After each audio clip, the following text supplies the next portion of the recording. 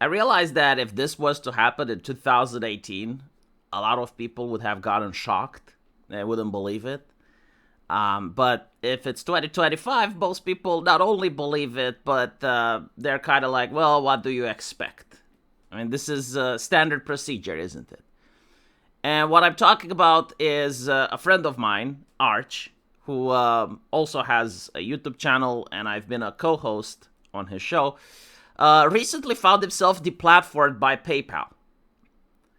Now, I'm not saying that PayPal, should not be able to deplatform people, because obviously that there are scammers out there, there are people that are misusing the platform. So, I understand why they would do it. But what I don't understand is why they don't give any information whatsoever about the reason that they did it. So this is what Arch got. He got this email out of the blue saying that he is not going to be able to use his PayPal account anymore due to unusual activity. So they don't really say what is it about. Like, was it his opinions on his channel? Did he work with some artists that got flagged? Because apparently, like, this can also happen if you do business with some not safe for work artists using PayPal. There have been cases where PayPal just takes away your account.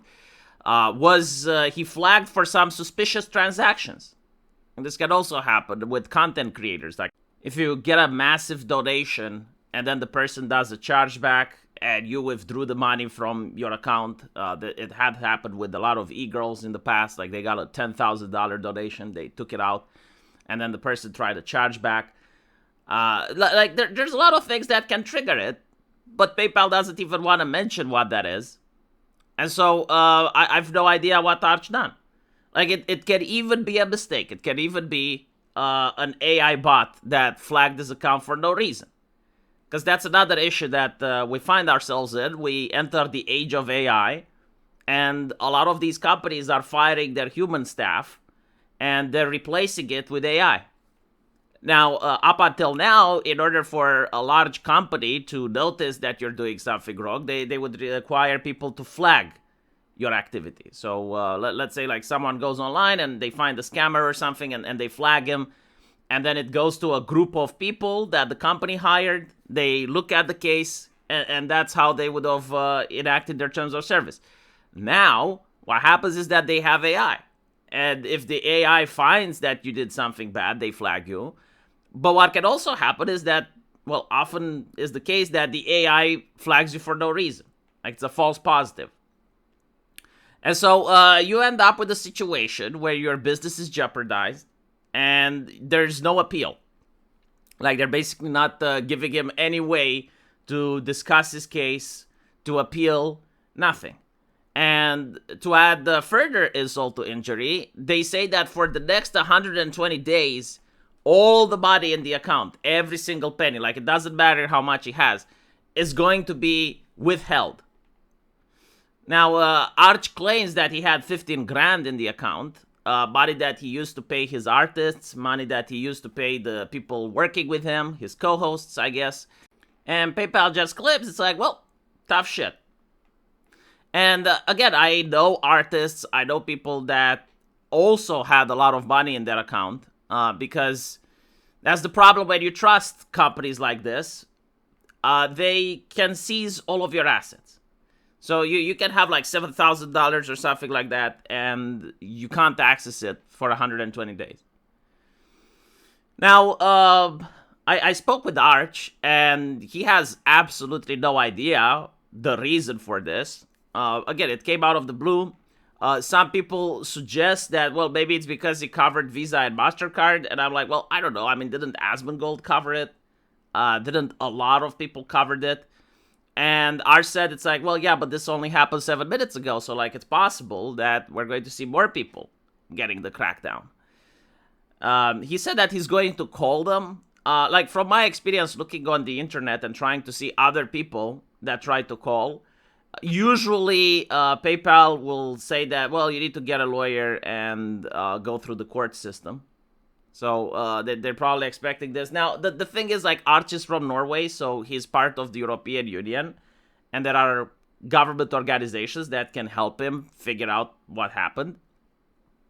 But again, like the very fact that it can happen, right? Like there will be people that will say, well, it's a private company and can do whatever it wants, right? But like even for those people that push it to that level, the very fact that they can unilaterally say, yeah, well, we're not doing business with you anymore and we're keeping the body for 120 days. Like that is unacceptable for most. Now, as you can see here, it claims that there may be the card network rules that are at play. So this is why people are suspecting that it may be Visa and MasterCard. The interesting thing that I've noticed when it comes to payment processors is that they like to throw the hot potato around. So at the top of the food chain, you have the regulations that are coming from Visa and MasterCard.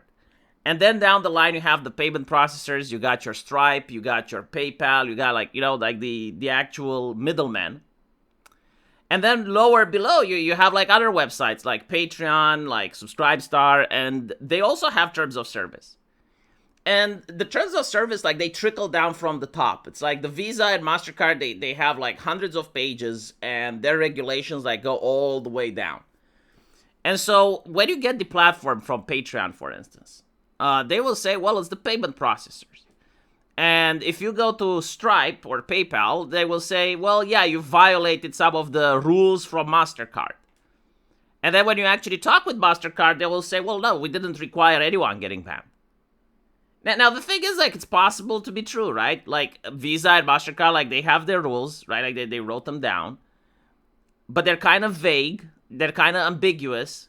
And so, like, the middleman is going to interpret it in their way.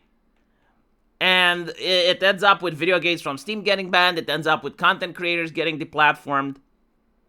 And whenever people are upset and whenever people are doing some pushback, they will just point out, well, these are the rules that Visa and MasterCard set. And the rules are set, but like they don't ask for enforcement directly, right? Anyway, I hope that Arch manages to get his account back. I personally know the guy. I don't think that he did any illegal activity. Like, he's not discussing certain extremist topics. He's not doing any type of scams. Like, I genuinely don't think that he did anything wrong. Hopefully this is just a mistake by a bot. There are people trying to raise awareness on Twitter. I do hope that PayPal will see it.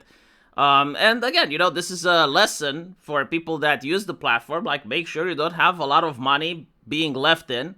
The moment I found out, I immediately withdrew my $13. I'm not kidding. I had a donation of $13 there. I immediately took it. It's like, no, it's mine. I worked for it.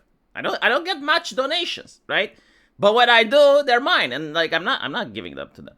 The main problem is like, why do people use PayPal? Because it's like it's what everyone uses. It's kind of like a religion, like trying to create a new payment processor. The problem still remains, like you're still under the same credit cards.